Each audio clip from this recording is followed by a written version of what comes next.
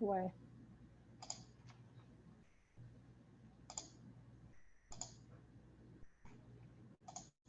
Tá, travou para vocês?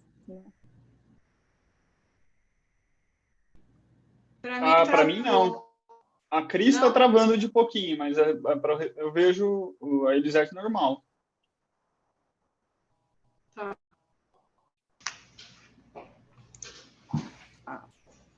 Não, porque tá como gravando, mas eu não sei quem que botou gravar. Tá gravando, ó. É a BTO que pôs. Agora tá.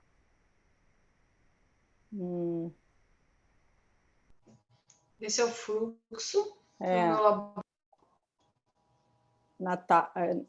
Natália, tu tá aí? Não, a gente ia combinar antes, se desse para deixar para iniciar a gravação mais tarde, às 19h30.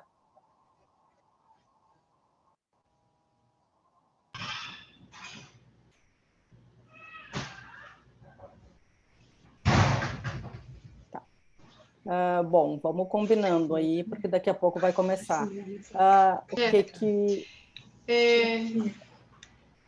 Boa noite. Estão me Boa ouvindo? noite. Sim, sim. Então, Natália, dá para deixar para gravar, porque está gravando, para deixar para gravar. A gente vai apresentar o caso e discutir e depois passar por outro. Sim, nós temos que ver o quanto tempo que vai ter cada caso, porque são 4 casos. Eu pedi 10 minutos cada um para a gente ter uns 5 para discutir. Daí dá 60 minutos. Tá bem, tá bem. São 4 casos ou são quantos? A Renata preparou 2. São 4 casos. A Raquel, a Ive, a Renata, Semiramis, e eu pus você também. Preparei eu não. E você falou que ia apresentar? Não, são 4. Raquel, Ive, Renata e Semiramis. 4. Semiramis. E aí, 4. A Ive não vai apresentar? Porque ficou Cristina. Vou sim, tô aqui. Tá aí, tá. Então, a Semiramis aí. Isso, são 4 casos. Eu acho que daí, Renata, apresenta só um, escolhe um, porque acho que senão vai ficar muito prolongado, né?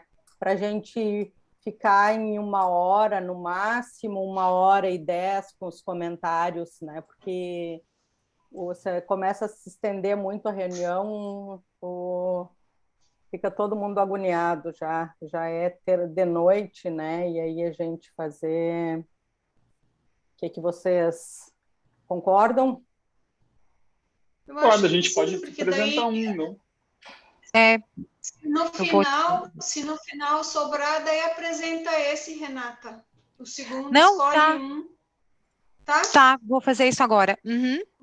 Tá, quem é que vai começar daí, se quiser de repente testar o slide aí para a apresentação, para daí quando a gente abrir já ser...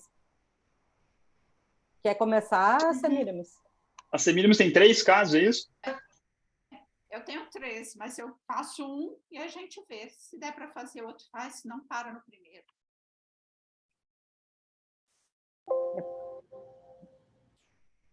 Aí depende, Semiramis, do tempo que tu preparou para apresentar, né? E o que tem de discussão, assim. Aí a gente sente. A internet está boa, né? Eu acho que não estou usando agora.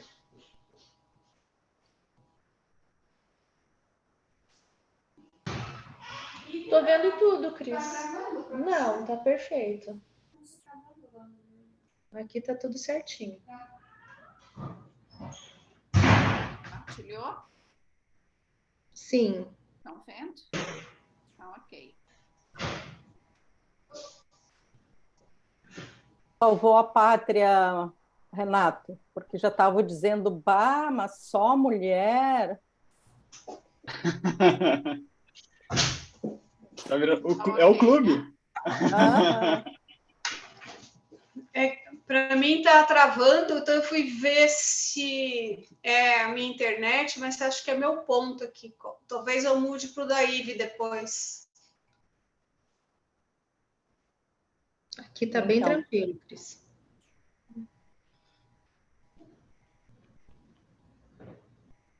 Pronto, o meu tá ok. Posso testar aqui? Pode. Tá desabilitado para mim o compartilhamento.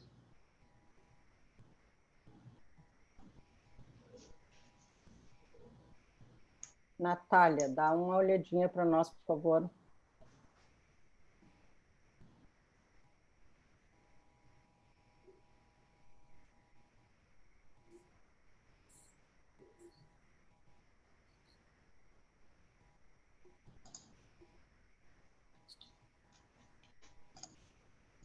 Ah, agora eu consegui.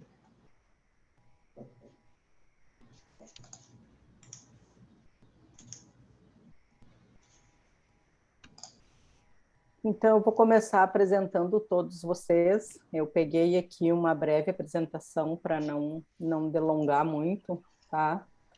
E então, daí a gente começa, deixa eu botar na ordem aqui a Semiramis, daí depois quem Tá que... compartilhando certinho?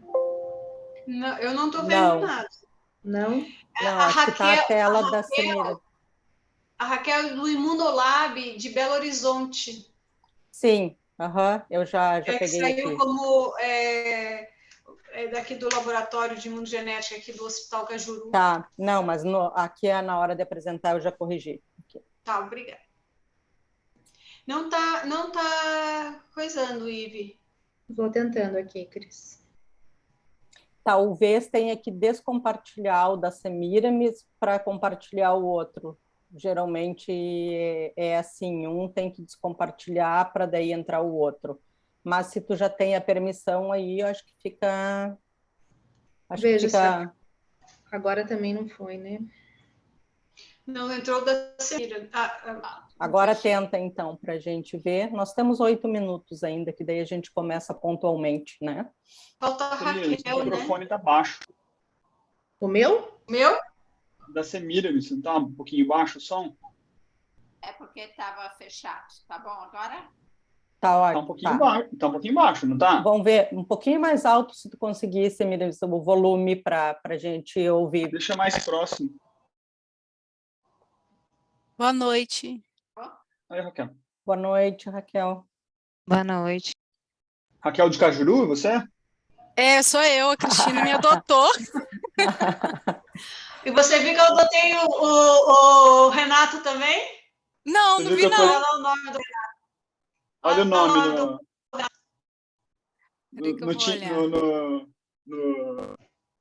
no Zoom. Eu tô como Cristina Van Glen. É, Cristina. Não compartilha com vocês ainda, né? Não, ainda não. Acho que dá tempo de tu testar. E daí a Ive e Raquel, daí depois vocês testam para ver se está tudo certo.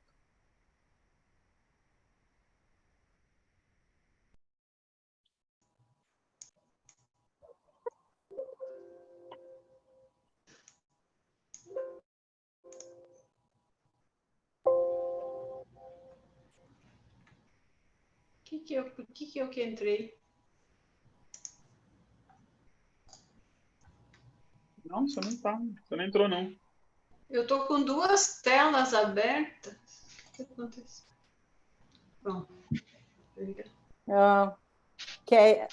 tenta você, então, Ive.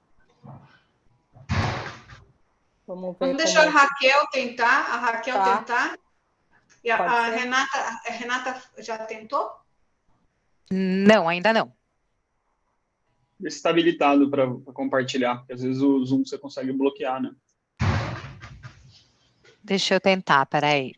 Selecionar a janela. Esse daqui, vamos ver se vai.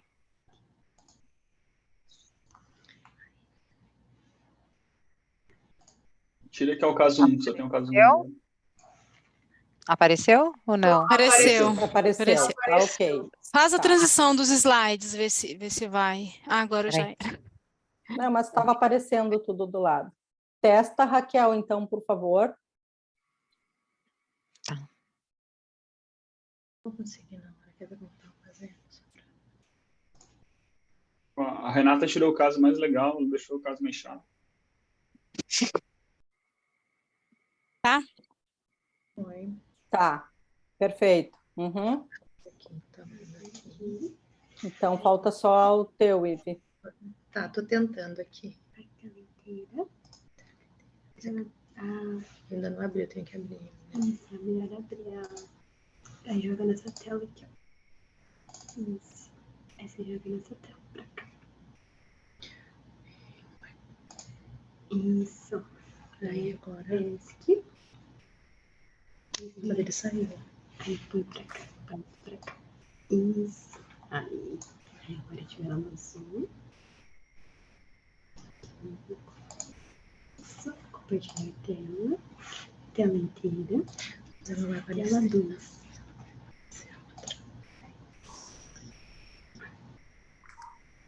Era isso, gente.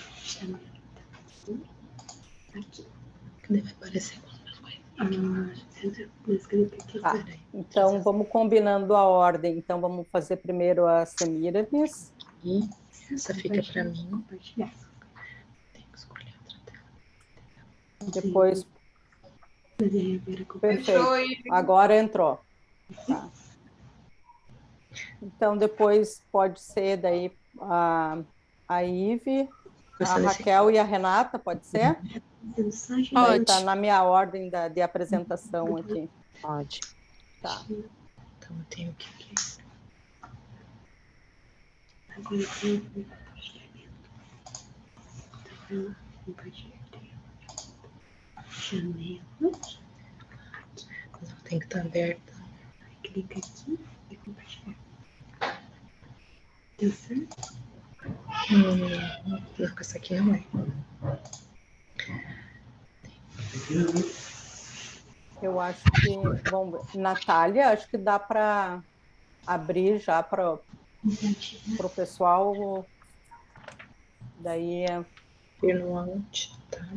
E escolher essa aqui. tá. Ive, tira o som daí de vocês.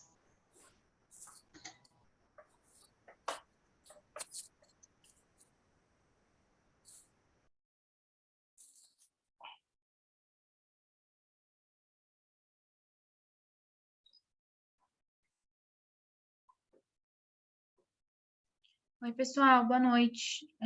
A sala já está aberta, tá? Alguém sem querer apertou para começar a gravação e aí já abriu a sala. Então, se vocês quiserem começar, já tem 28 pessoas na sala, ok? Tá, ok. Então, Mas é melhor esperar o horário, 19h30, que estava marcado, deve entrar mais pessoas. uhum.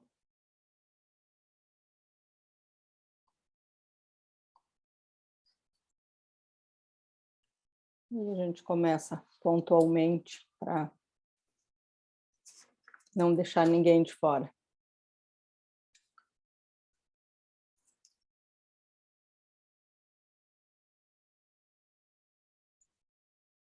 O pessoal já está vendo a gente, tá?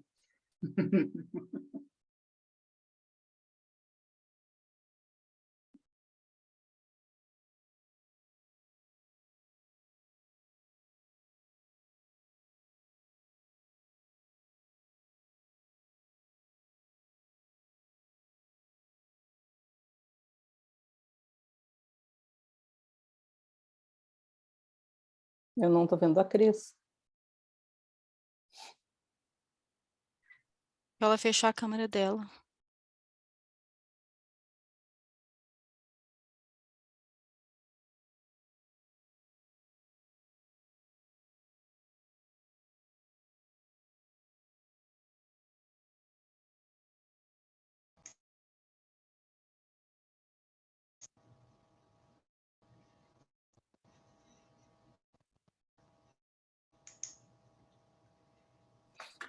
Eu não estou conseguindo. Vocês estão me ouvindo? Sim. Tá. É que eu caí, não sei porquê. Daí eu tive que entrar, fazer o caminho de volta.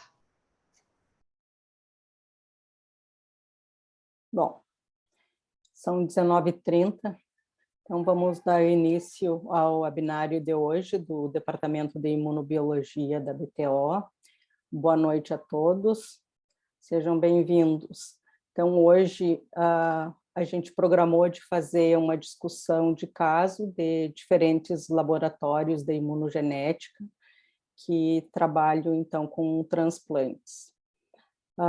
Temos a Cristina, que é imunogeneticista e diretora do Laboratório de Imunogenética do Hospital Universitário Carujú, da PUC Paraná, e membro desse departamento, que vai, então, coordenar junto à discussão dos casos. A Semiramis Monte, que também vai apresentar e discutir o caso. A Semiramis é professora titular da Universidade Federal do Piauí e coordenadora do Laboratório de Imunogenética e Biologia Molecular e professora do Programa de Doutorado em Biotecnologia. Vai apresentar caso também a Ive Nogari Vieira Socher, que é bióloga, que trabalha também na Pontifícia Universidade Católica do Paraná, no Laboratório de Imunogenética do Transplante. A Raquel Fabretti de Oliveira, responsável técnica do Laboratório Imunolab de Belo Horizonte. Ela é professora de mestrado da Faculdade de Ciências Médicas de Minas Gerais e vice-presidente da Associação Brasileira de Histocompatibilidade Imunogenética dessa gestão agora, então, da BHI. A Renata Fantini Machado, que é biomédica analista, especialista em citometria de fluxo do Instituto de Imunogenética de São Paulo, EGEM. E o Renato, que também é membro desse departamento, Renato Demar, que é mestre em Biologia Molecular pela Unifesp e gerente técnico do mesmo laboratório. Então, sejam todos bem-vindos, e nós vamos começar, então, com a apresentação do caso da Semiramis para darmos seguimento ao nosso webinário. Bem-vinda, Semiramis. Obrigada, boa noite, foi um prazer, e vamos apresentar, eu preparei 3 casos, mas pelo tempo, vamos começar com um, se houver tempo, vamos para os próximos.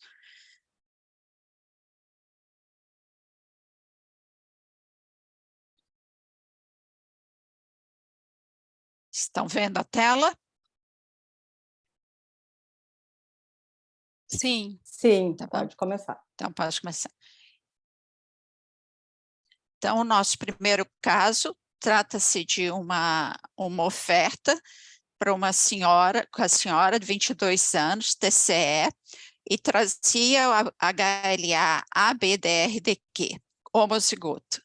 Essa oferta foi feita a Pernambuco e um match perfeito, ABDRDQ. Como potencial receptor, nós tínhamos 12 concorrendo no ranking, e o primeiro do ranking era um homem de 65 anos, hipersensibilizado, com painel bem alto, 99,89%, já estava em lista há 5 anos, já havia sido crossmetado 311 vezes por um crossmatch virtual, e todos positivos. Apenas 2 crossmatches reais foram feitos e também positivos. E esse paciente era heterozigoto. Então, quando se analisou no EpiVix, o virtual, se observou que, como fator de risco, nós temos um paciente hipersensibilizado, sabemos que não é fator de risco, mas para chamar a atenção, ele apresentava MET-DR por tratar-se de homozigoto, 0 carga de mismatch em applets para DRDQ, o virtual foi negativo, considerando a ABDRDQ, e o CDC, porque o serviço de Pernambuco faz crossmatch por citotoxicidade mediada por complemento, também negativo. O centro transplantador optou que ia aceitar o órgão, e ele foi transplantado no Real Hospital Português. No momento do transplante, foi alertada a equipe transplantadora que não havia tipagem nem de C, nem de DP, e esse caso precisava ser avaliado, porque poderia se tratar de uma falsa compatibilidade total. Poderia haver anticorpo anti-C e anti-DP. E quando se analisou o caso, não havia anticorpo anti-DP, mas o C era presente. Então, se interrogou, será que ele é um caso realmente de baixo risco imunológico para o transplante? Nós sabemos que hoje não se tipa C, mas o painel do paciente à esquerda de vocês podem ver na tela, ele tinha anticorpo anti-C em reatividade bem alta e com certeza era um anticorpo importante, com éplets bem importantes, e poderia ser um problema para o transplante. O CDC, pelo fato de dar negativo, nós sabemos que dificilmente ele seria positivo. Enfim, conseguiu-se que o órgão, que o centro que ofertou o órgão tipasse rapidamente o C e confirmou que realmente o paciente era C0501. Portanto, tratava-se de um transplante com DSA em um MFI de 11.000. Em média, ele vinha com MFIs mais de 10.000 em todas as oportunidades que o painel foi testado. Portanto, o serviço optou que ia transplantar, uma vez que era um paciente hipersensibilizado de muita pouca probabilidade de transplante e que eles enfrentariam um risco. Então, acima vocês podem ver o perfil de evolução do C501, sempre muito reativo, e a barrinha verde à direita marca o pós-operatório, pós-transplante. Então, esse paciente foi transplantado, evoluiu com DGF, era então um paciente com DSA, infelizmente fez um quadro infeccioso sistêmico precoce, e eles optaram por fazer uma biópsia precoce no 12º dia. E essa biópsia, em vigência de um quadro infeccioso sistêmico, trazia o padrão de uma rejeição mediada por anticorpo, com C4D positivo, num padrão de 3 cruzes. Então, eles estavam impossibilitados de tratar, porque o paciente estava diante de um quadro infeccioso, mas aguardou-se a melhora do quadro infeccioso e optou-se que, apesar de estar havendo uma queda de creatinina, ele iria ser tratado com imunoglobulina e plasmaférese. Então, foi submetido ao esquema tradicional e esse paciente evoluiu bem, com queda progressiva de creatinina.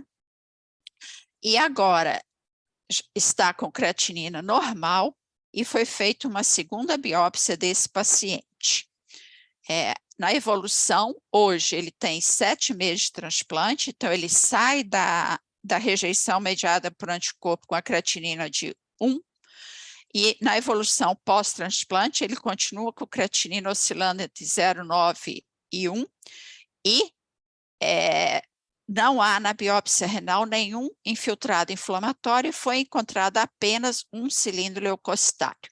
O que chama atenção nesse caso é que ele tem DSA e continua com MFI muito alto.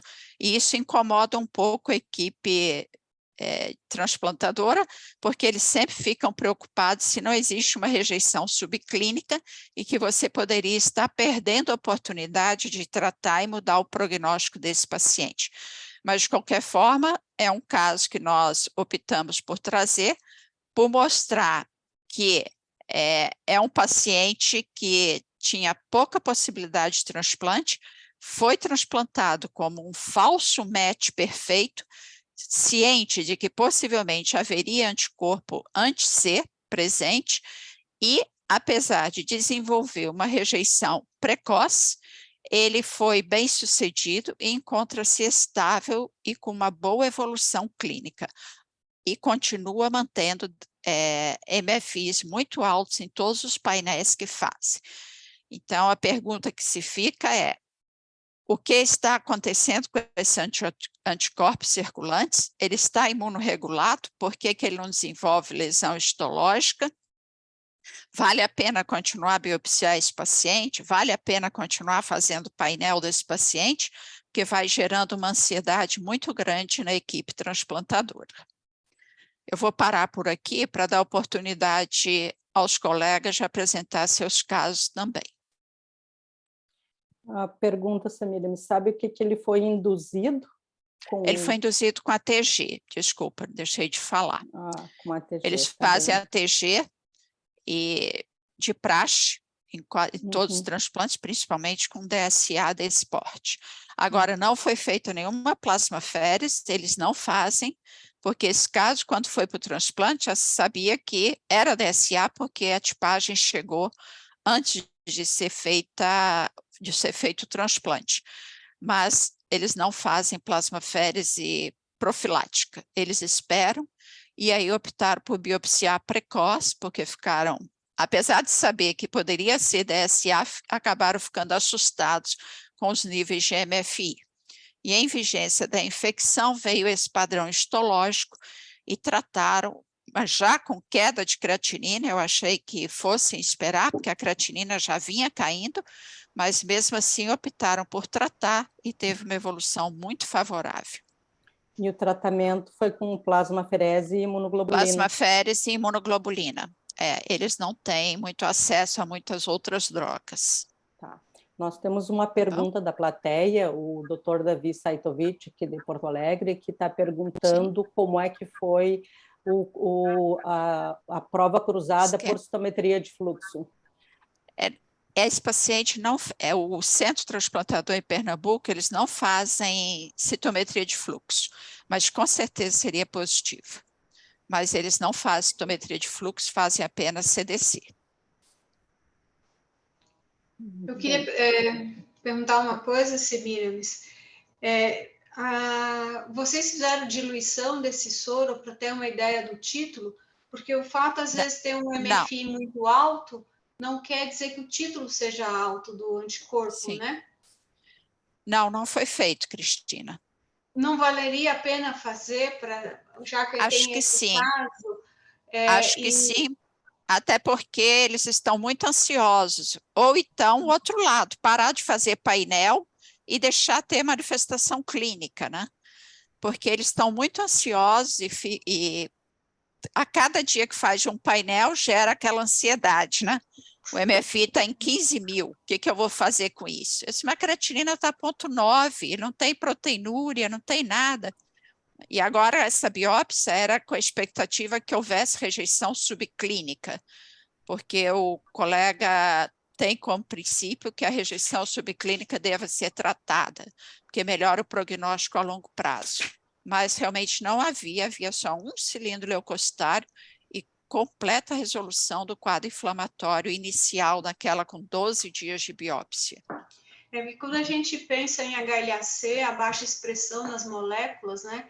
Embora tenha um quadro inflamatório, daí já que aumenta, mas eu acho que valeria a pena ter a diluição justamente para ficar também como uma história para os próximos que vierem, né? Porque se você fizer uma diluição para 8, você já viu, caiu bastante, isso quer dizer que o título realmente é baixo. Deixa mais tranquila a equipe, né? Semiramis, sim. Pelos nossos resultados no laboratório, com esse MFI para um 80K, um epítopo bem consolidado, né? A citometria seria positiva. Seria. Tá? Isso é o nosso, sem dúvida. Quase sem dúvida nenhuma. Quase praticamente certeza que seria. Então, você está plenamente com você. Então, você tem um transplante com CDC negativo, em que você praticamente está evitando uma hiperaguda, mas você caiu justamente na segunda faixa de risco, que é a citometria de fluxo positiva, DSA positiva, que você tem risco aumentado para rejeição imediata por anticorpo. Tá? Exatamente. Esses transplantes são transplantes mais difíceis, provavelmente o paciente foi induzido com a dose de timo, talvez uma imunossupressão um pouco mais pesada, que pode ter contribuído para essa infecção, né? Então, causou mas são transplantes mais complicados, com tempo de internação mais prolongado, são mais caros de ser feitos. Sim. A decisão desse transplante foi porque ele era um paciente hipersensibilizado. Isso não é um transplante, ou seria um transplante de praxe para qualquer caso? Não, Não, primeiro esse caso não entrou no programa porque isso foi uma oferta, né? Então ele não seria priorizado. E porque se no programa estivesse, ele teria sido tipado para C e ele teria sido automaticamente excluído. Essa seria a minha pergunta, se você soubesse o C antes, né? Você já teria ele seria já. excluído, mesmo com CDC negativo, não transplanta. Principalmente porque a gente já via o histórico dele, que ele tinha MFIs muito altos, 15 mil, de 12 mil, então era um paciente sem dúvida e com eplet importante, né? Não é desprezível. Então ele não seria transplantado, mas ele só o foi porque ele veio como match perfeito pelo doador ser homozigoto, e aí a equipe se entusiasmou, porque foi a primeira chance que apareceu para ele, né? E eu alertei de imediato, que a gente acompanha virtualmente, né? Eu alertei de imediato que ele deveria ter anti-C, porque pelo linkage ele seria C0501. E por sorte a colega conseguiu, porque esse órgão veio de Rondônia, a colega conseguiu fazer rapidamente a tipagem e aí imediatamente confirmou que era DSA. E por isso a equipe fez a biópsia tão precocemente, porque ele vinha dentro de um quadro de sepsis em DGF, e aí não dava para pensar em tratar nem nada, mas precisava saber se estava rejeitando. E realmente já estava rejeitando, que é um problema, né? Com DGF, acompanhar só com creatinina é um problema, né? Por isso fizeram a biópsia com 12 dias. Esse caso, então, ele é um caso atípico, tipo, de um transplante de risco que foi feito pela condição do receptor.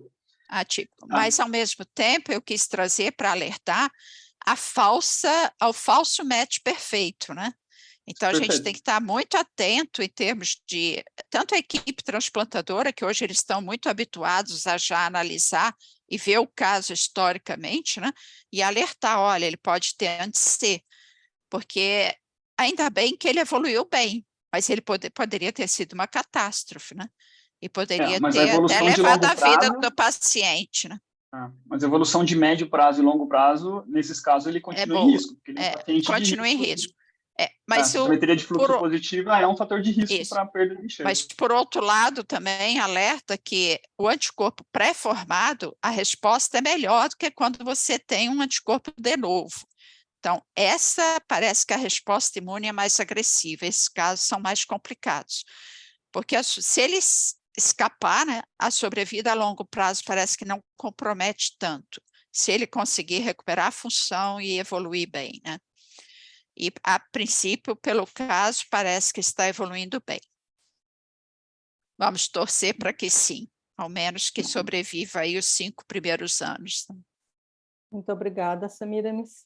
Nada, é um prazer. Então, vamos passar para o caso da Ive. E vou, então, enquanto vai trocando o slide, né, falar para a plateia que, então, quem quiser fazer perguntas, pode fazer ali no Question and Answer, que daí a gente eu vou lendo aqui e vamos discutindo junto.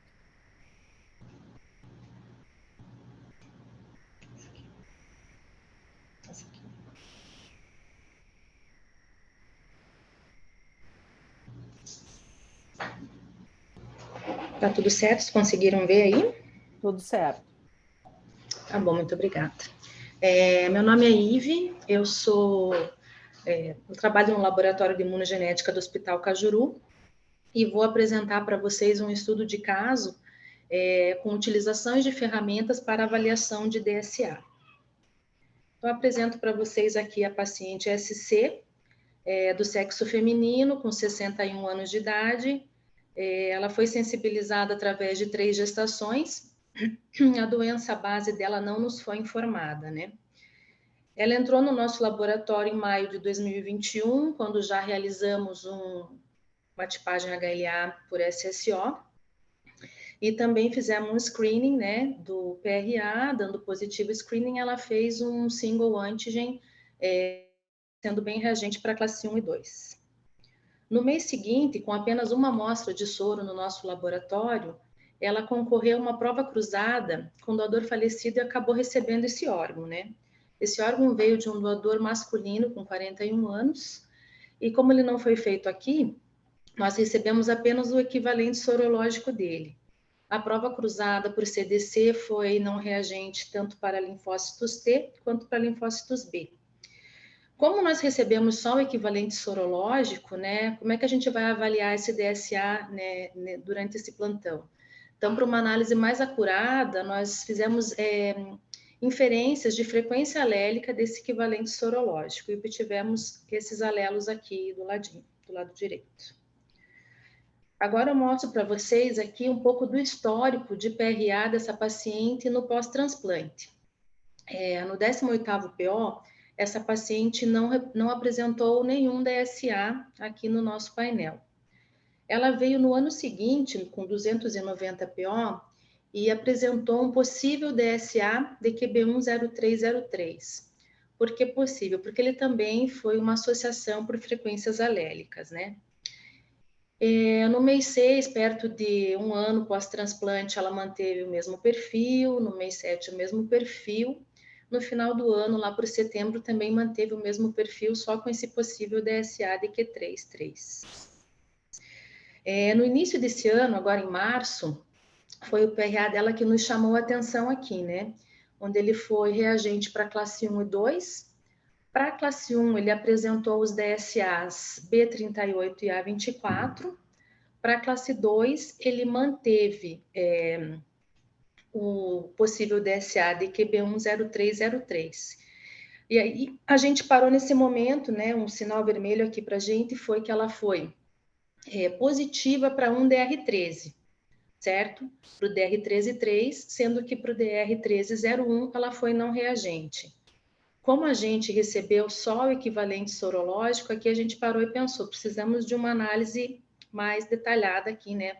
Para saber se a gente vai apresentar esse DR3 como um DSA ou não, certo? Nesse momento, a gente passou para a análise do EpiVix, que é um programa, né, que determina incompatibilidades aceitáveis baseadas em EPITs. Nós usamos bastante ele aqui no laboratório, principalmente para pacientes sensibilizados e hipersensibilizados, né, porque ele nos auxilia, né, numa melhor caracterização de anticorpos anti-HLA baseado nesse padrão de reação de EPITs, certo? Então, o que nós temos aqui são os alelos por ordem decrescente do valor de MIF. Em vermelho são os MIFs que nesse momento a gente considerou como positivo. Os EPITs em azul são os EPITs que que encontramos em moléculas tanto reagentes como não reagentes. O que o programa nos mostra em preto são os EPITs que ele considera como o que está chamando a positividade para esse alelo. O que nos chama bastante atenção aqui também são os valores de MIF entre DRB1-1303, um MIF relativamente alto, e o DRB1-1301 com MIF de 275. Fora isso, né, a gente vê que ele não apresenta positividade, ele não apresenta justificativa para a positividade de várias moléculas, né? Sabendo que esses EPITs são divididos entre verificados e teóricos, o que eu vou fazer nesse momento? Eu vou escolher aqui nessa molécula que eu estou querendo achar uma justificativa, porque ele pode ser meu DSA, vou escolher um EPIT verificado, por exemplo, o 70D. Eu consigo verificar que esse 70D, ele está presente tanto em moléculas, né, que o exame está considerando reagente, como em moléculas não reagentes. Ele também me fornece, né, poderia ser ele que me forneceria uma justificativa para as moléculas, né, que eu não tenho, para os alelos onde eu não tenho uma justificativa aqui. Ainda assim, não cheguei a lugar nenhum aqui, né? Vamos testar outra ferramenta, então. A gente passa aqui por Epitopia Map, né? Que é uma tabela de aminoácidos e EPITs de alelos HLA. Então, eu recorri aqui para o Epitopia para poder achar uma combinação de aminoácidos ou EPITs que me justificaria essa reação não explicada no EpiVix. Então, eu filtrei justamente pelo 70D verificado, vendo aqui que sobra mais alelos do que está na minha reação como positivo. Filtrei também pelo 37YV, por ser outro alelo, outro EPIT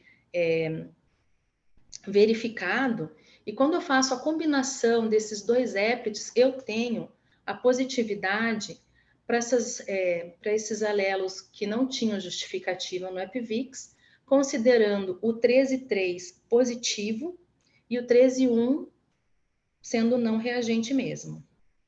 Não precisa ser apenas essa justificativa, né?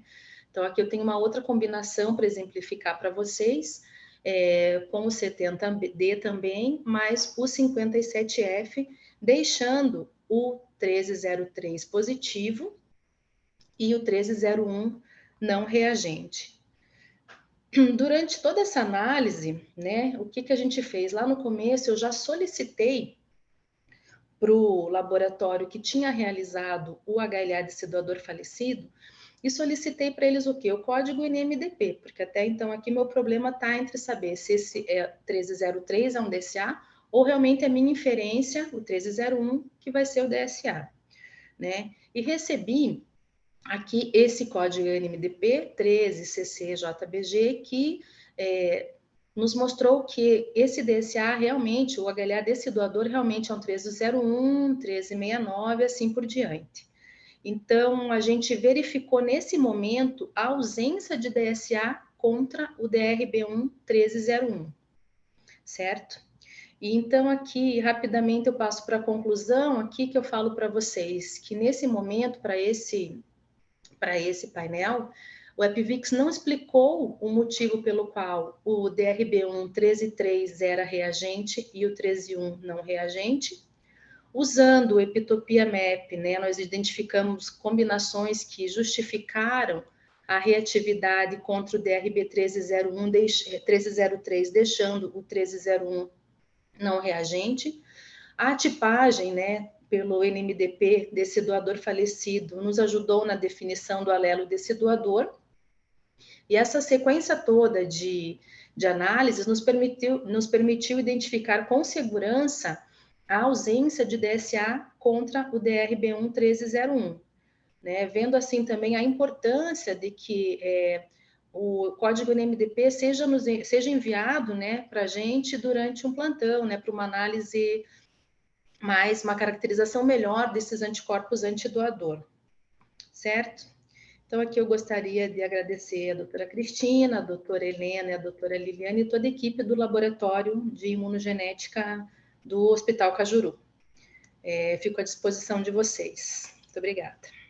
Muito obrigada, Eve. Eu gostaria de te perguntar, essa monitorização nessa paciente como é que foi a evolução dela? Ela teve algum evento, teve alguma rejeição? Ou vocês fazem essa monitorização em todos os pacientes? A gente faz em todos. Assim que a gente recebe da central de transplantes que esse doador recebeu esse órgão, a gente tem um protocolo de monitoramento pós-transplante que é enviado para os médicos, para os hospitais e também para o paciente, e ele deve vir ou enviar ou vir coletar essa amostra aqui com a gente para a gente fazer esse protocolo de pós-transplante. Então, a gente faz para todos os pacientes com históricos de rejeição, com problemas ou não. E o custo? Vocês têm cobertura para o custo dessa monitorização assim seriada? Temos, nesse momento temos. Bom, o custo é com a chefe. O custo é com a chefe. A discussão. Aberta a discussão. Desculpa. Tá. E só a evolução, como é que foi da paciente? Não teve nada clinicamente bem, função renal boa? Boa, exatamente. Marco. Oi, Iva. Eu fiquei um pouco curioso, assim, para como vocês, com informações que vocês passam para o médico, por exemplo, quando vocês não têm informação completa do HLA. Então, você falou em um possível anticorpo anti-DQ9, que eu acho que ele não deve ser, porque o DR13-1 está com o DQ6, né? Nunca está com o DQ9. E você também ficou na dúvida do 13. É o DR7, né? O DR7, 15% das vezes está com o DQ9. Tá. DSA, tá bom. Isso pode ser. Mas ele é um possível. 85% das vezes está com o DQ2. Possível. Tá? e você ficou na dúvida do antialelo, né? Então, do 1301, 1303, desculpa, assim, se você tivesse essa informação antes, era só olhar o MFI do 1301, Sim. você ia ver que ele estava negativo, não precisava ter feito uma análise tão complexa de procura de epítopo. Porque a gente não tinha essa informação, né? Então, mas você não tem a informação da tipagem, não adianta nada fazer a informação do epítopo, porque se você não sabe qual é, tipo, se o doador fosse o 13.3, faria sentido. Se o doador não fosse, não faria sentido. Né? Ou se ele fosse o 13.2, você não sabia qual era o alerta, não tem representado no kit. Então, assim, ó, o teu caso, assim, na minha visão, ele mostra um fator muito importante, que é você ter uma tipagem completa do doador, porque ali no teu exame aparece um DP, que você também, não sei se chamou a atenção, tem uma cauda de DP ali no classe 2, que poderiam ser DSA, tá?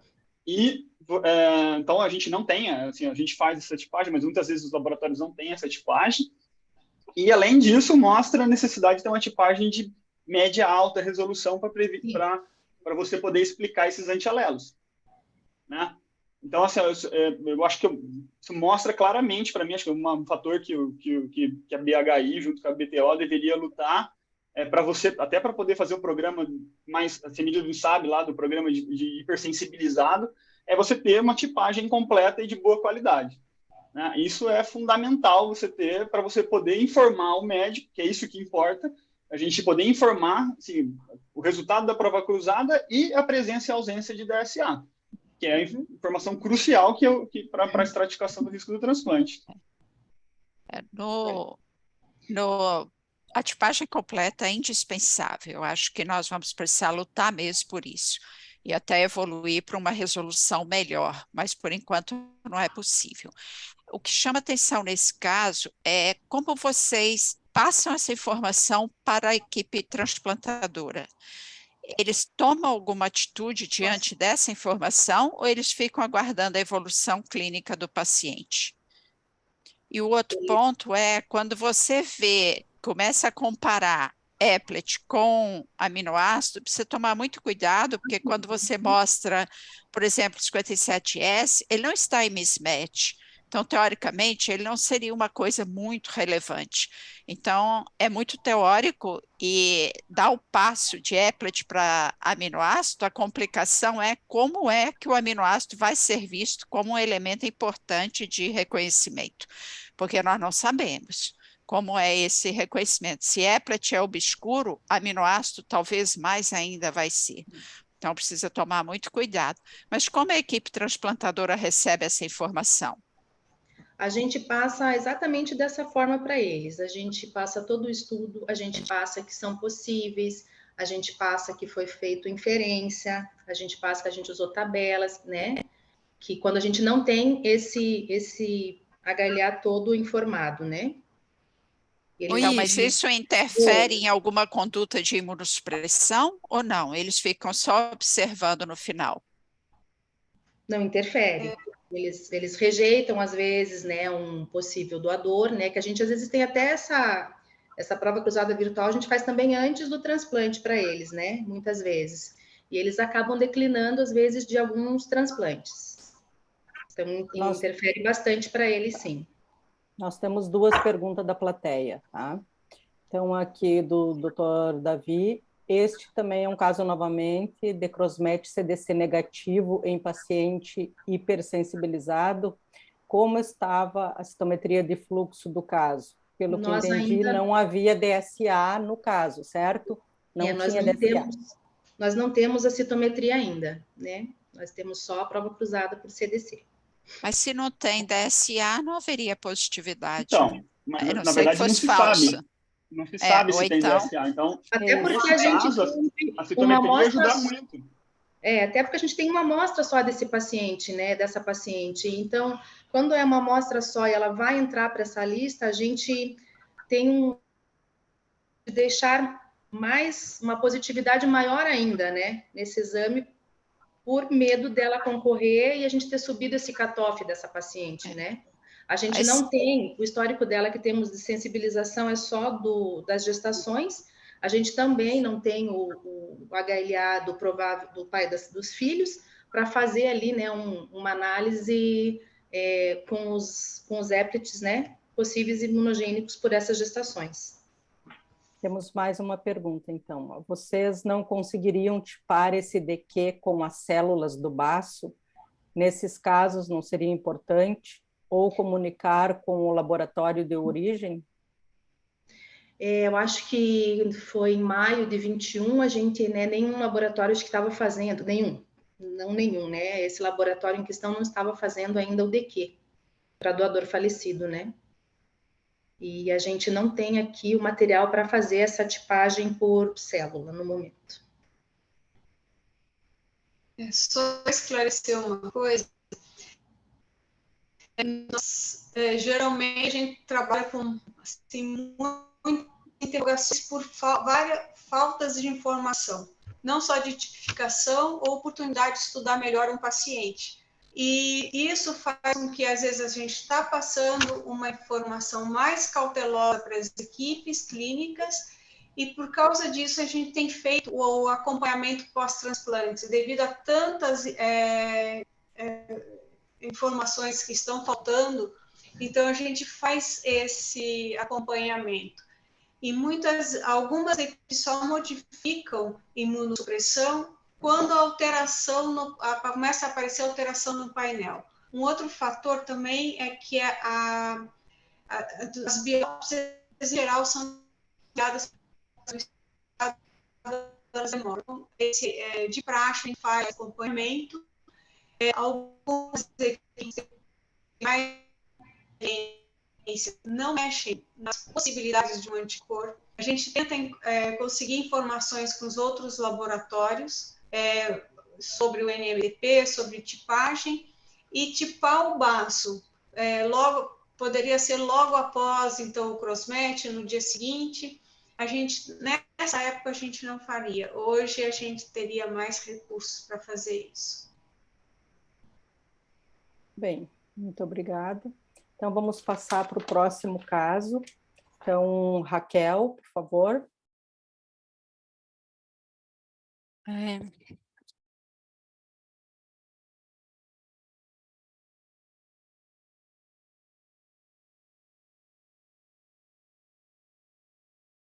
Vou compartilhar aqui, só um momento. Vocês estão conseguindo ver minha tela? Agora não, ela tinha aparecido e saiu fora. Deixa eu colocar de novo aqui, então. Por acaso está... Agora está vendo? Estão vendo? Então, boa noite, né? Gostaria de agradecer por participar dessa rica discussão, né, dos casos clínicos. Eu vou apresentar um caso aqui da importância da associação, né, dos exames de biópsia e dos resultados do ensaio de fase sólida, né, dos resultados de estudo de anticorpos anti-HLA no transplante renal. Opa, agora não quer passar. Passou. Então, é uma paciente que na ocasião do transplante tinha 29 anos, do sexo feminino. A doença secundária, a doença renal crônica era secundária a lúpus eritematoso sistêmico, além disso tinha hipertensão arterial sistêmica e osteodistrofia. E a paciente negou, na ocasião do transplante, doenças renais ou doenças autoimunes na família. O transplante, então, foi realizado no início do ano de 2016, com um doador vivo, que foi a mãe. A mãe era haploidêntica, os mismatches aqui estão sinalizados em vermelho, o A0101, o DR0701 e o DQ0202, e aqui a mãe era homozigota para o 4403, né? Na ocasião, a gente realizou uma tipagem de média resolução e inferiu os alelos com base na codificação em NMDP da tipagem HLA, mas usando uma tabela de frequências HLA da população aqui de Minas Gerais. A prova cruzada também foi realizada por CDC em 2016 e foi negativa tanto para linfócito T quanto para linfócito B. A paciente tinha um painel de classe 1 de 85% e de classe 2 de 22%, no entanto, ela não apresentava DSA pré-formado no soro pré-transplante. Ela tinha 2 eventos sensibilizantes, que era uma gestação e uma transfusão. Devido ao painel alto, ela foi induzida com timoglobulina, né, e recebeu imunossupressão na alta de tacrolimus, prednisona e micofenolato. Um mês, mais ou menos, após o transplante, ela compareceu no laboratório para verificação de foi verificada antigenemia positiva para citomegalovírus, foi internado então para tratamento preemptivo com ganciclovir.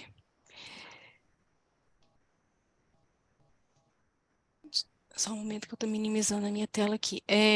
Então, passado aí mais ou menos 4 meses após o transplante, ela internou com sintomas de diarreia, dor abdominal e sintomas gripais. Foi retomado, então, o tratamento com ganciclovir. Uma semana, mais ou menos, 5 dias após essa internação, foi feita, então, a conversão da imunossupressão para mTOR devido à reincidência do citomegalovírus.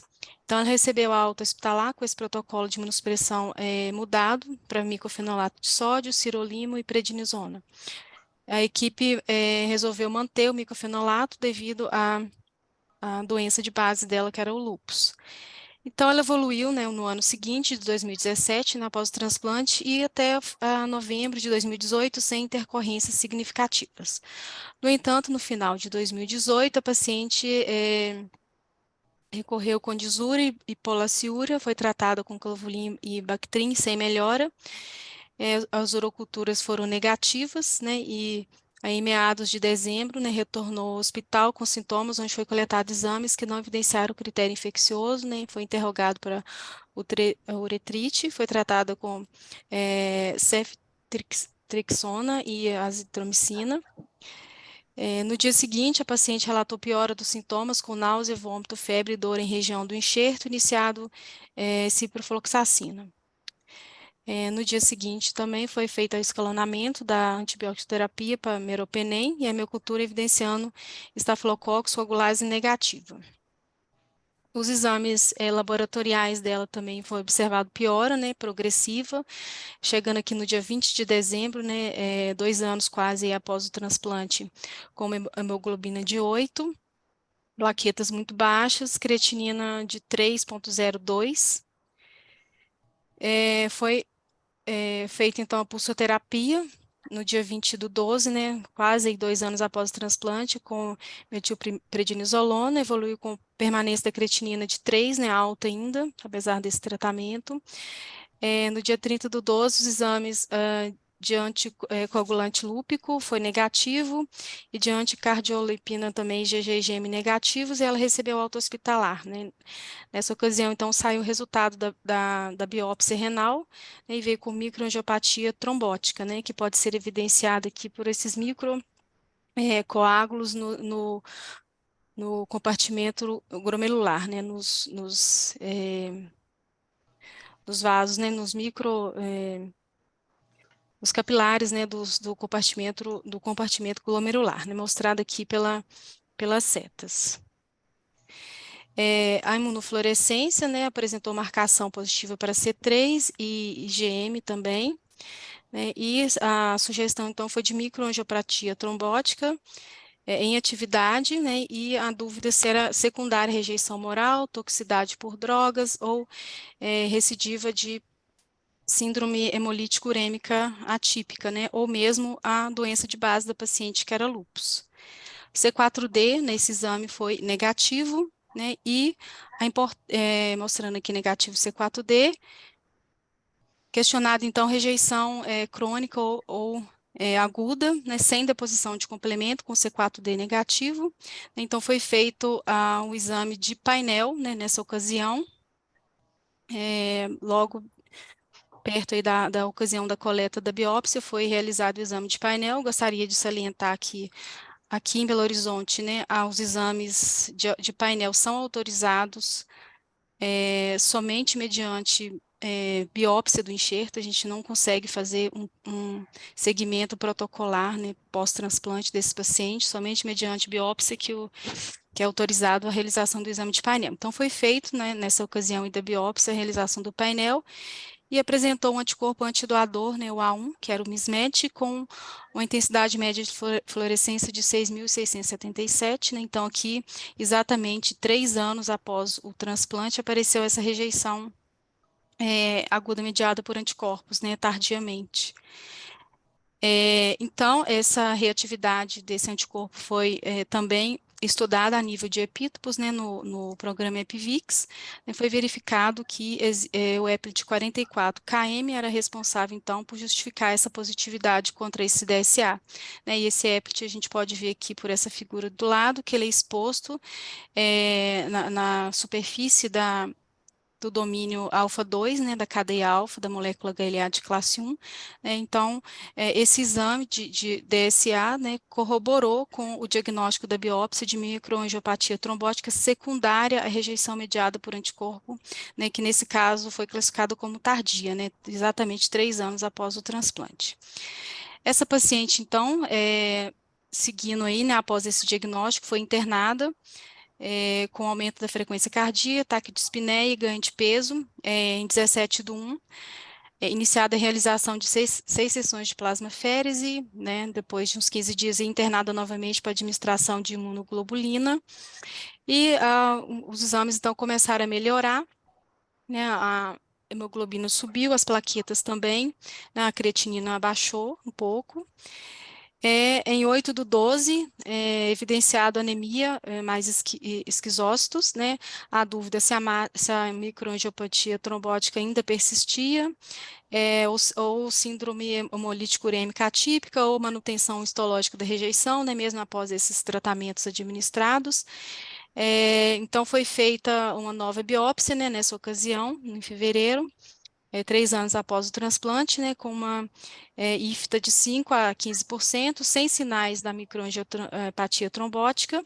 Infelizmente, nessa ocasião, não foi coletado um exame de painel para a gente verificar o comportamento, né, desse DSA, mas, enfim, a paciente recebeu alta em meados de fevereiro e foi seguida próximo segmento foi no mês de junho de 2019, né, 3 anos e 5 meses após o transplante, com a creatinina de 1,84 e hemoglobina de 11,4.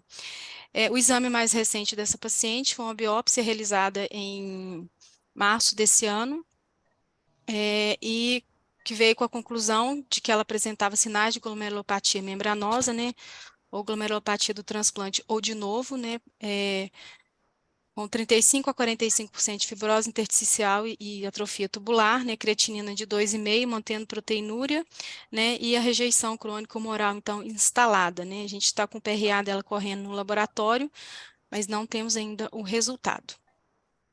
Bom, era isso que eu gostaria de apresentar, né, mostrando essa importância aí dessa associação dos achados da biópsia com os resultados de estudo de anticorpos, né, por ensaio de fase sólida. Bem, está aberta a discussão. Então, que parece que, assim, ela teve o desencadeamento, né, dessas manifestações por uma infecção, né, que antes ela não tinha nenhuma, né, estava mantendo a função renal adequada. Né? Uhum, e sim. o que chama atenção nessa situação é que ela era uma paciente que tinha, né, um painel elevado no pré-transplante e ficou sem inibidor de calcineurina, né? Ela saiu com o tacrolimus, depois foi convertida a sirolimus por causa da reincidência de CMV. Do citomegalovírus, exatamente. Isso. Então, isso vem sendo demonstrado que isso, né, é um fator de risco importante para o surgimento, né, de DSA de novo e rejeição, então, mediada por anticorpo. Então, colegas, vamos aos comentários. Eu queria só fazer um comentário, não é bem sobre o caso da Raquel, mas sobre uma coisa que ela falou, que preocupa muito, né? São as interpretações das portarias que os gestores fazem. Na última portaria de terapêutica renal do transplante, coloca-se o painel até um pouco antes como indicador de biópsia também. É um caso sério. Então, assim, é como são feitas as interpretações de estado para estado, ou de gestor para gestor, porque dentro do Paraná tem interpretações diferentes entre os gestores, e como isso acaba influenciando prejudicando no resultado do transplante, na qualidade de vida do paciente, né? Eu quis trazer isso aqui como uma provocação mesmo. Provocou. Se a biópsia não mostra, então, rejeição mediada por anticorpo, não se autoriza a fazer um painel? Vocês não têm Não, como... autoriza, não, é independente do resultado, é dependente da coleta da biópsia. Como Tá, não fazendo precisa ter o parte... resultado, não vai... Não Como precisa do fazendo resultado. parte do diagnóstico, né? Isso. Porque dentro do Banff precisa ter o painel para fechar o diagnóstico. Isso. E esse caso também eu acho que... Fazendo o painel impede a biópsia, que é muito invasiva. Uhum. Exatamente. Nem sempre. Eu acho que o mas fato de ter um painel... A biópsia hoje é cada vez mais simples, ainda mais em transplante, que é um órgão superficial, é muito simples. Se biópsia renal no nativo já perdeu essa complexidade, no rim transplantado é muito mais simples. Eu acho que o inverso não é verdadeiro, né? Você não pode, a partir de um painel, dizer que tem alguma coisa se o histológico der normal. Então, se você tem um padrão histológico normal, apesar de DSA, você fica meio sem ter o que fazer. Se não tiver um padrão histológico de ao menos rejeição subclínica, e dependendo da escola, acreditar que vale a pena tratar a rejeição subclínica, só o painel por ter DSA não justifica nada. Eu acho que do ponto de vista clínico, nenhum centro transplantador faria nada. Talvez, no máximo, ficar olhando mais próximo histologicamente. Mas, infelizmente, hoje, no pós-transplante, nós não temos muitas ferramentas. Você vai ficar preso à proteinúria, à creatinina, com clearance estimado, e histologia. Saiu disso, tudo é teórico, tudo é elucubração. Nós não temos muito para onde seguir. Porque você pode ter rejeição mediada por anticorpo sem DSA presente. Se você tiver um C4 exatamente, você não precisa do DSA. Mas o inverso também é verdadeiro. Isso que eu gostaria de manifestar é que você, diante de uma microangiopatia trombótica, ela pode ser rejeição mediada por anticorpo, mas nós precisamos descartar a Shua, nós precisamos descartar uma série de outros fatores que a gente sabe, por limitações, não se descarta. E essa paciente vinha de um quadro infeccioso que pode ter reativado uma doença. O lúpus dificilmente reativa pós-transplante. Até hoje isso é um enigma, mas dificilmente eles entram em quiescência, né, e ficam dificilmente reativa. Então, é um caso que nos alerta que nem pelo fato de ter microangiopatia trombótica é igual à rejeição mediada por anticorpo, principalmente porque não tinha, além disso, glomerulite, C4D, outros fatores. Então, eu acho que tem que ser olhado com muito cuidado, porque você perde a oportunidade de fazer um tratamento específico, que se fizer o diagnóstico, hoje a gente teria acesso a isso. Mas a gente sabe que tem uma série de limitações para chegar a um diagnóstico de Shua, não é fácil, eu não sei se vocês aí no Sul têm acesso, mas não é um diagnóstico simples, né? E outra questão que chama atenção no caso é que ela estava usando o inibidor da mTOR, né, que também está associado com o desenvolvimento de Shua, especialmente na presença de infecção. Claro que o mais comum é a infecção viral, né? Quando os pacientes têm infecção por citomegalovírus e estão com inibidor da mTOR, pode desencadear a síndrome hemolítica urêmica. Então, também é um fator que a gente pode levar em consideração nesse caso. Eu tiraria, certamente, o inibidor da mTOR nessa paciente. E olhando o caso de trás para frente, né, você pode ver que ela começa com uma disúria, uroculturas negativas. Depois de muito explorar, chegou um Staphylococcus coagulase negativa.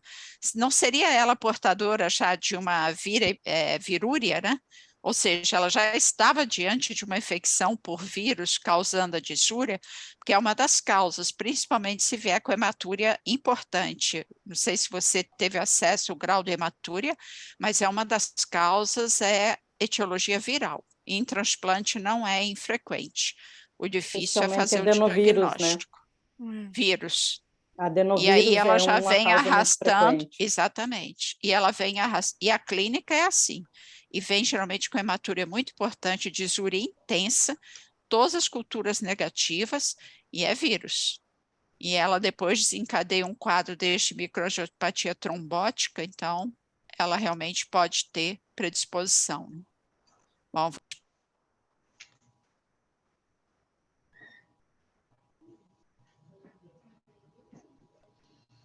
Não temos nenhuma pergunta da plateia por enquanto, então vamos passar para o próximo caso, por favor. Então, Renata. Deixa eu compartilhar aqui.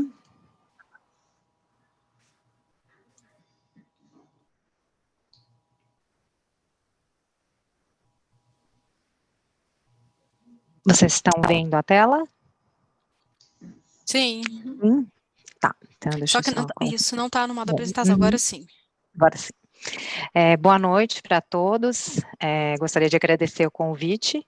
Então, nós trouxemos um caso, na realidade 2, mas vamos apresentar somente um, de um paciente do sexo masculino, a primeira entrada no laboratório, um homem sem sensibilização, e veio com um candidato não aparentado para transplante com doador vivo. Então, aqui nós temos a tipificação HLA do receptor e doador, e quando ele deu entrada, como era a primeira entrada no laboratório, faz-se a tipificação HLA, a citometria de fluxo e o painel. Nesse caso, normalmente a citometria de fluxo é o primeiro exame a ficar pronto, né, pela necessidade da urgência devido às células, e a citometria, como vocês podem ver, foi bem negativa. No entanto, quando saiu o resultado do painel classe 1, nós verificamos a presença de um DSA contra o A1 do doador, com um MFI de 4.470. Esse resultado, ele chamou atenção por alguns motivos, né? Primeiro que não tinha informação de sensibilização, mas não é incomum no nosso laboratório, principalmente coletas que são recebidas externas, de ter falhas na informação da sensibilização desses pacientes.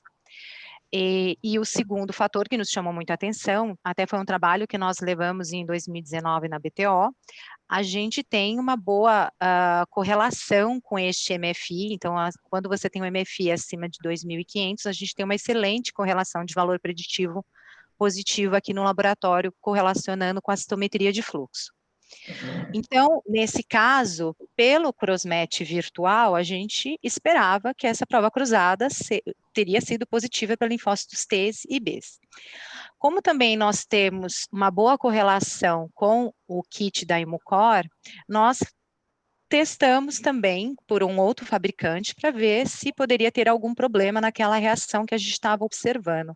Um dado que eu não mostrei aqui para vocês, olhando o painel, você tinha explicações, então A1 com 36, 23, 24, então tinha, a primeiro momento não tinha nada que faria nós desconfiarmos que aquele painel tinha alguma coisa estranha.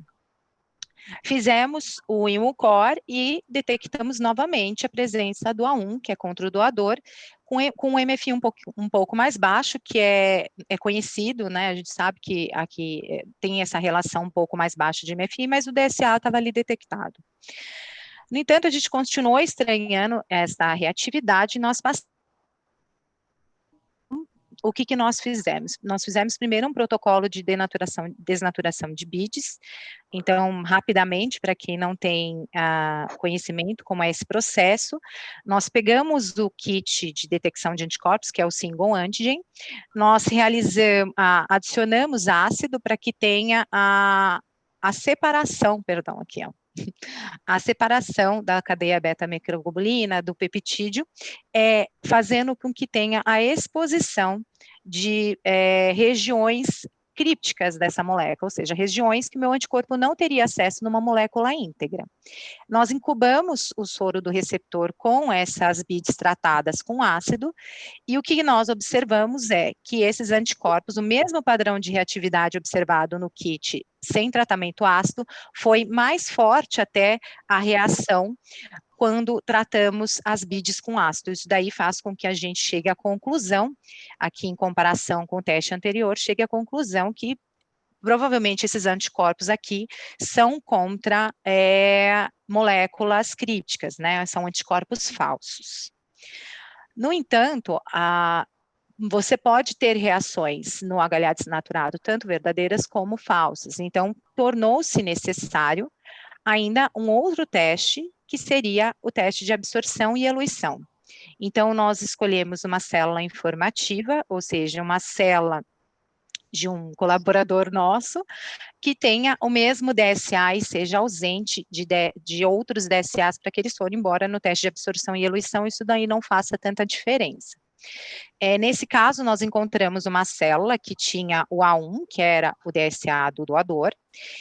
Antes de realizar, na realidade, paralelamente, nós fizemos o teste com a citometria de fluxo e com o teste de absorção e eluição ao mesmo tempo, e nós passamos, toda vez que eu faço algum teste para validar um outro teste por citometria de fluxo, eu sempre faço uma citometria de fluxo com um soro controle negativo, que seria um soro ausente de DSA, para eu mostrar que aquela minha citometria não está dando reatividade inesperada com qualquer soro. Testei o soro do meu paciente novamente, que a gente continuou verificando uma negatividade, e um soro positivo, que ele foi o controle do teste de absorção e eluição, da qual também tinha direcionado um DSA contra o A1, e neste caso, ele deu uma citometria bem positiva. E aqui nós temos a informação do soro controle positivo que nós utilizamos para fazer o teste. Então, este soro, esse símbolo aqui é referente a este controle positivo. E o resultado do protocolo de absorção e eluição nos mostrou que o soro do paciente não eluiu nenhum anticorpo. Então, na realidade, aquele A1, realmente, a gente conseguiu provar que ele é falso positivo. E o controle positivo, ele eluiu o A1. Esse soro foi estudado depois pelo Renato, por outros padrões, mas a gente conseguiu mostrar que o teste funcionou, eu consegui eluir o A1 aqui neste caso. Então, quais são as conclusões deste caso? Os anticorpos que nós detectamos pelo single padrão, eles eram todos falsos positivos, e foram detectados por 2 diferentes fabricantes. O PRA calculado, que antes era de 33%, passou a ser 0%, porque nós conseguimos provar que os anticorpos são falsos.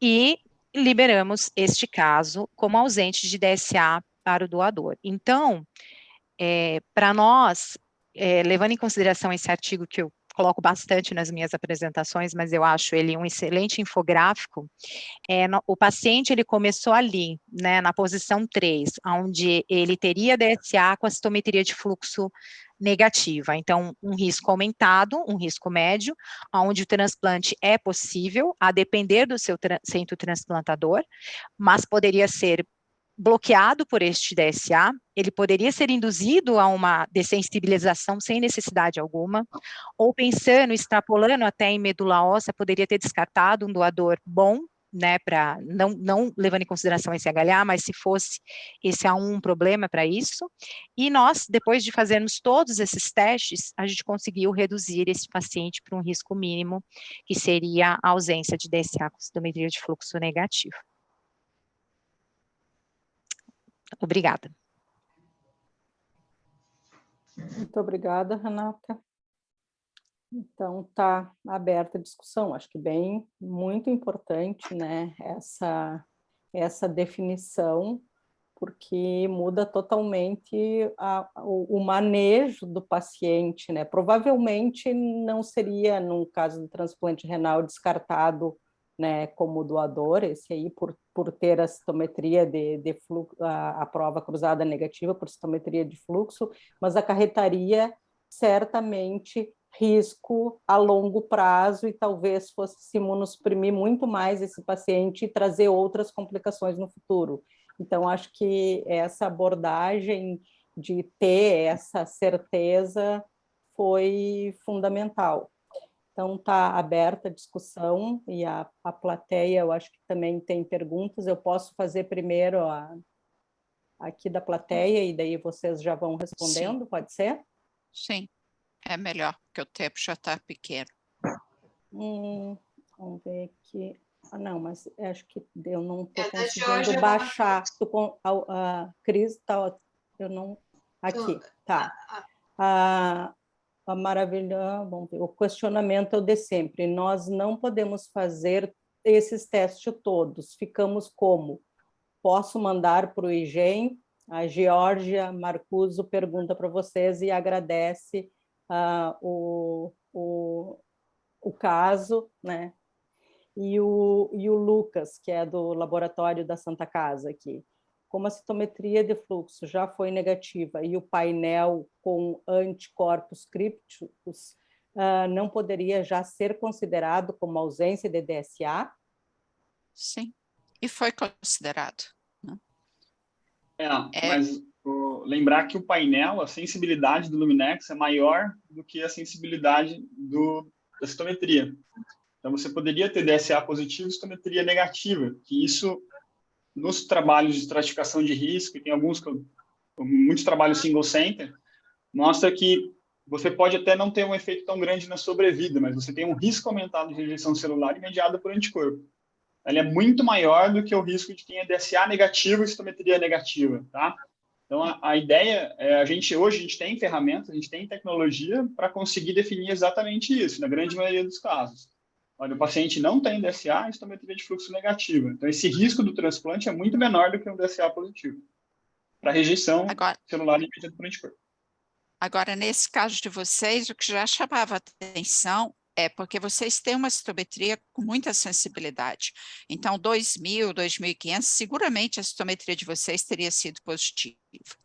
Então, nesse caso, chamava a atenção que a citometria era negativa. Isso alerta o laboratório. Então, isso é o outro lado da moeda. Nós sabemos que nós estamos diante de uma ferramenta biotecnológica e que há muita alteração das BIDs, né? Um detalhe que poderia ter ajudado nesse caso, vocês tinham o Mixed para saber se ele era negativo? Sim, a gente sempre faz a primeira triagem com Mixed, positivando, aí nós seguimos para o single. E ele foi positivo? Foi positivo. Foi. Porque quando o single, geralmente quando você suspeita de falso anticorpo, né, reconhecimento, não é falso anticorpo, né, na realidade não estaria reconhecendo um applet exposto, ele seria para regiões crípticas. Você, quando faz o mixed, você te ajuda, né, porque às vezes ele vem completamente negativo e você aí já sente um alerta até maior. Mas esse é um dado muito importante. Nós não podemos nos impressionar com os dados de teste, de laboratório. Então, nós precisamos olhar sempre em conjunto e buscar as discordâncias. E aí, por isso que você acaba acertando. E eu acho que o mais importante nesse caso é que se você o elenca como DSA, ele já teria 33% menor de chance de conseguir transplantar. Porque mesmo que, por exemplo, 2.000 em Pernambuco, ia para o transplante, não iria ser contraindicado por causa disso. Mas mesmo que você fosse para o transplante, é um transplante que você tem que ficar preocupado com ele. E, por outro lado, se não for para o transplante, aumenta mais ainda o risco, porque esse paciente talvez não tenha outra chance, porque 33% de doadores positivos é um dado relevante. Então, eu acho que o mais importante é você descartar um potencial doador, que talvez seja o único que ele vai ter, porque o número de transplantes é muito baixo. Pensar que se só transplanta 10% dos que estão em lista é um número muito baixo. Então, nós, do ponto de vista de laboratório, temos que sempre ficar nos questionando e nunca nos impressionarmos com exames, mesmo que tenha padrão de Eplet, mesmo que tenha tudo isso, porque se vê que o dado mais importante aí para acender o alerta a vocês é que a citometria foi negativa. Então, apesar de saber que é possível, vamos descartar o mais frequente. E um teste ácido, ele não é tão caro, você vai gastar um single a mais, mas algumas coisas nós temos que pôr na conta de Deus, porque é para o bem do paciente. Então, nessa hora, eu digo sempre aqui, a minha conta com Deus é aberta, porque põe lá na conta de Deus, enquanto eu tiver kit, eu vou fazer. Se eu não tiver kit, aí não tem jeito, né? Aí a gente manda para o Renato. Renato nunca nega. Ele é curioso. Tem um questionamento, né, da plateia sobre a questão do custo, né, da questão do tratamento. O ácido, você acaba gastando, nessa Emília falou, você gasta um teste e você mostra que pode ter uma reação falso-positiva ou que tem uma reação falso-positiva. A absorção e eluição é muito mais cara do que isso. Porque você tem que testar o seu soro, você tem que fazer um controle positivo para mostrar que o seu protocolo funciona. Muitas vezes você tem que mostrar que o terceiro lavado, antes de eluir, você não tem anticorpo lá, principalmente para pacientes hipersensibilizados, em que que pode enganar o resultado, né? Então, no mínimo, são 3 singles a mais ali, sem contar toda a separação de célula, tem os gastos com reagentes que a gente usa ali no dia a dia, que são menores, mas o protocolo para você poder fazer um protocolo bem controlado e mostrar que aquilo realmente funcionou, o protocolo ácido ele é mais caro do que o desnaturado, tá? E como você me falou, a gente gosta de mostrar que tudo faz sentido. Você tem que mostrar que faz sentido. Então, é muito mais legal você ver que tem um resultado falso. Provavelmente você tem um falso positivo, porque você expôs antígenos crípticos, né? E você depois mostra que esse anticorpo não gruda numa célula, não liga num antígeno celular. Então, você fecha desse jeito, você tem certeza, porque depois, no caso tá bonitinho, assim, é mais fácil mostrar, a gente acredita, mas no dia a dia que você vai construindo a história, você tem que estar certo de que aquilo é verdadeiro, tem que estar certo que você não está errando. Então, você tem que se cercar de controle. Nós temos mais uma pergunta aqui do João Marcelo Medeiros de Andrade, se esse paciente foi transplantado. Não, a gente não tem informação. Nós checamos hoje de manhã, mas é uma equipe que a gente não tem o retorno para fazer um laudo pós-TX. Nem sempre, né? Pode ser que venha futuramente. Mas a gente não consegue acompanhar, a gente não sabe se ele foi para transplante. E no pós-TX você tem que tomar cuidado, ou seja, vocês aí já observam, é falso anticorpo. Senão ele carrega esse estigma no pós-transplante, porque você vai continuar achando que ele é um DSA. Aí aumenta a biópsia, fica com medo de imunossupressão, e aí tem uma série de desdobramentos no pós-transplante. Então, eu sempre digo que olhar paciente sensibilizado é todo no pré-transplante. Tem que definir muito bem, para entrar muito bem no pós-transplante. Tem uma pergunta aqui da Silvia Marçal, desculpa, Elisete, que ela coloca que existem tantas informações, que tantas vezes, e não sabe o que usar ou o que fazer tanta informação. Então, ela coloca assim, mas às vezes vem informações com as quais não utilizo, pois o paciente está bem, então quietinho, não altera. O que fazer com tantas complexas informações? Daí vem assim, que cada vez mais o laboratório e as equipes têm que estar trocando informação, estar junto, inclusive de pós-transplantes. Muitas vezes a gente faz o laudo, vai para transplantes, e a gente só fica sabendo que transplantou um tempo depois, ou não tem mais aquele contato. Hoje a gente tem que ter um compartilhamento muito grande de informações, porque se a gente juntar essas informações que a gente tem do falso DSA ou de um suposto DSA, o que fazer, e comparando com os pós-transplantes, vai ficar mais fácil para todos nós, vai dar mais segurança, né? Então, eu vejo assim, eu sinto aqui no nosso laboratório que a gente trabalha com 10 equipes diferentes de transplante renal, que algumas a gente tem um contato bem assim íntimo com eles e outros não. Então, às vezes, você sabendo o resultado do transplante, fica mais fácil até para dar orientação futura. Porque a gente também trabalha com um teste que a gente está fazendo in vitro, que nem sempre pode estar em vivo representando o que vai acontecer em vivo. Mesmo crossmatch virtual, tudo que a gente tem, nada é 100% correto, né? Então, a melhor coisa é a troca de informação, reavaliação da informação que foi passada, o que é realmente imprescindível passar, essa parte toda.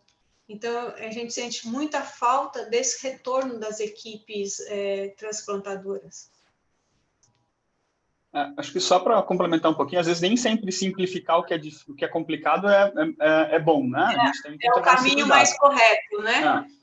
Mas, em geral, pelo que a gente tem de evidência de literatura, em geral, o que é importante ser passado e ser determinado tem ou não tem DSA, resultado das provas cruzadas, que com isso você consegue, o paciente é sensibilizado ou não, o paciente, muitas vezes o paciente tem uma sensibilização, teve uma gestação há 30 anos atrás, a gente não está vendo anticorpo agora, mas de repente o transplante pode compartilhar. Mas tem a célula de memória, né? Tem uma célula de memória, então é tudo que a gente pode ter de informação, que a gente tem de informação. Mas o que a gente passa, principalmente, essas análises de epítopo, essas coisas, a gente não costuma compartilhar quando não é extremamente necessário, às vezes um alelo não representado em kit, alguma coisa que pode trazer uma informação a mais, a gente não costuma compartilhar tanto com a equipe. A gente costuma dizer, tem DSA, não tem DSA, de quanto é MFI, porque com isso, a nossa equipe, ela muda a imunossupressão, ela muda, se ela vai trocar um inibidor de um MMF por um inibidor de mTOR, tá? Dependendo da informação que a gente passa, isso muda a conduta. Tá? E no pós-transplante, se isso vai ser classificado como uma rejeição mediada por anticorpo, sim ou não. Tá? Então, a gente tenta dar uma informação mais precisa. Para conseguir fazer isso, algumas vezes é mais tranquilo, e outras vezes estão complicadas, né? A gente trouxe um caso mais difícil de ver, que não é tão, assim, frequente de acontecer. Mas pode acontecer, e dependendo da equipe, isso pode impedir um transplante. E também, muito assim, separar o que é o não sensibilizado do não sensibilizado verdadeiro, né? Porque o paciente, não é o fato de ele não apresentar um anticorpo, ou ele ter um painel 0%, isso não quer dizer que ele seja um não sensibilizado. Justamente que tem muitos casos de multíparas que não tem anticorpo circulante hoje, mas ou um título muito baixo, que você não detecta nesses testes, ou então ele só tem a célula de memória, mas a gente não sabe se um dia já teve. Então, isso é muito importante a gente saber, porque são marcadores, assim, fique alerta nesse ponto aqui. Não que vai mexer na imunossupressão, mas não é 100% seguro eu falar que é o paciente não sensibilizado só porque ele tem um painel 0%. A Raquel quer fazer uma pergunta. Voltando aí nesse compartilhamento de dados, que o Renato até falou que tem informação que ele tem no laboratório, mas não libera para a equipe, essa transmissão de informação é via laudo, é por mensagem, telefone, e-mail, como que é? É por todas, né? Por todas. Por todas. A principal é via laudo, né? Ela vai laudo. Que é oficial, né? Que é oficial. E depois vem a ligação para explicar direito, entendeu? Exatamente, também é assim. Não, mas, em geral, a gente formaliza, lógico, a gente tem que assumir um lado, né? Tem ou não tem? Por que você acha que tem? Por que compromisso? Por isso que tem que ser muito bem discutido antes e o que você vai colocar no laudo, porque depois que você assina, acabou. Aquilo ali é verdade. Então, aquilo ali é verdade, né? Então, assim, a informação... Hoje, a gente, por exemplo, tipifica hoje os doadores com tipagem completa, com os receptores de tipagem completa. Isso facilita muito, porque a gente não precisa ficar olhando tabela de desequilíbrio, achar que pode ter um DSA sim ou não. Então, a gente já olha alelo, já vem em alta resolução, e para o dia a dia, isso é uma maravilha, entendeu? Reduziu muito algumas fontes de... né? A incerteza. Então, com certeza, ter a tipagem completa do doador, para mim, beira um absurdo a gente não ter, porque isso não é um custo excessivo para o sistema e daria para ser feito. Né? Não dá para fazer... Desculpa, o problema é que sempre pergunto quanto isso vai custar. A pergunta correta é quanto isso vai custar se eu não fizer isso. Quer dizer, se você não fizer a tipagem completa de um doador, quanto isso custa? E em problemas em pós-transplante, que é muito mais caro do que fazer o teste pré-transplante, se você poder fazer uma boa caracterização. Mas então, se você for olhar o que o SNT hoje gasta com crossmatch, só o que ele perde de crossmatches positivos, ele pagaria a tipagem completa e ainda sobraria recurso.